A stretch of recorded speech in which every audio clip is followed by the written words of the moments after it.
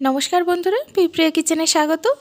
গরমের দিনে বেলের শরবত কিন্তু পেটের পক্ষে, শরীরের পক্ষে খুবই ভালো। তাই অবশ্যই এভাবে একবার বেলের শরবত তৈরি করে দেখুন, সবার মন কেড়ে নেবে।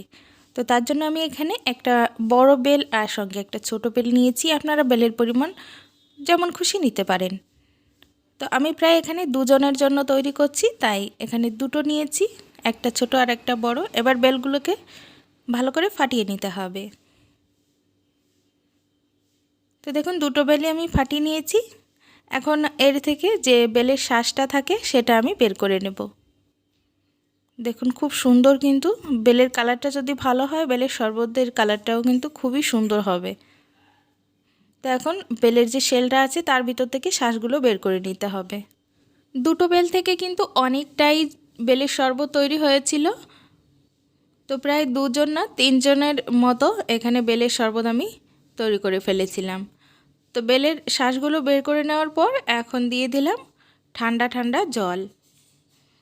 এরকম ঠান্ডা ঠান্ডা শরবতই কিন্তু খেতে ভালো লাগে, তাই আমি এখানে ঠান্ডা জল ব্যবহার করলাম। আপনারা যদি ঠান্ডা না খেতে চান তাহলে নর্মাল জলও ব্যবহার করতে পারেন। এবার হাত দিয়েই ভালো করে ম্যাশ করে নিতে হবে। অন্য কিছু দিয়ে ম্যাশ করলে বেলের যে পাল্পটা সেটা ভালো করে বের হবে না।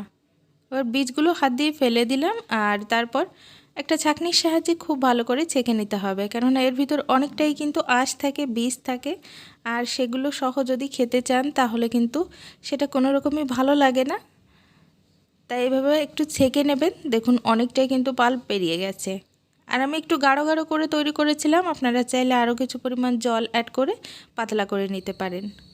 এবার দিয়ে দিলাম বিট লবণ হাফ চামচ, তার সাথে দিয়েছি 2 চামচ চিনি গুঁড়ো, আর দিয়ে দিলাম আধা কেটে রাখা লেবুর রস।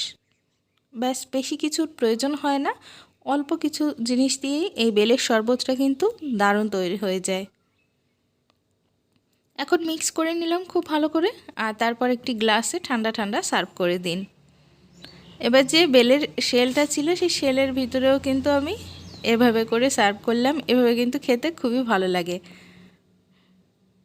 তো আর কি বন্ধুরা, তৈরি হয়ে গেল। এখন উপর থেকে দিয়ে দেব ঠান্ডা ঠান্ডা বরফ।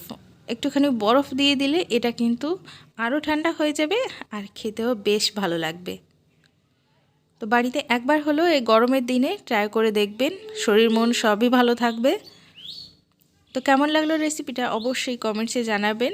ভালো লাগলে বন্ধুদের সঙ্গেও শেয়ার করে দেবেন, আর আমার চ্যানেলে নতুন হলে সাবস্ক্রাইব করে রাখবেন। পাশে থাকা বেল আইকনটি প্রেস করবেন, যাতে সবার আগে আপনার কাছে নোটিফিকেশন পৌঁছে যায় আমি যখন নতুন কোনো ভিডিও আপলোড করব। দেখুন, কালারটাও কিন্তু খুবই সুন্দর হয়েছে। তো আজকের মতো এই পর্যন্ত, দেখা হবে অন্য রেসিপিতে। ভালো থাকবেন, সুস্থ থাকবেন, বাই।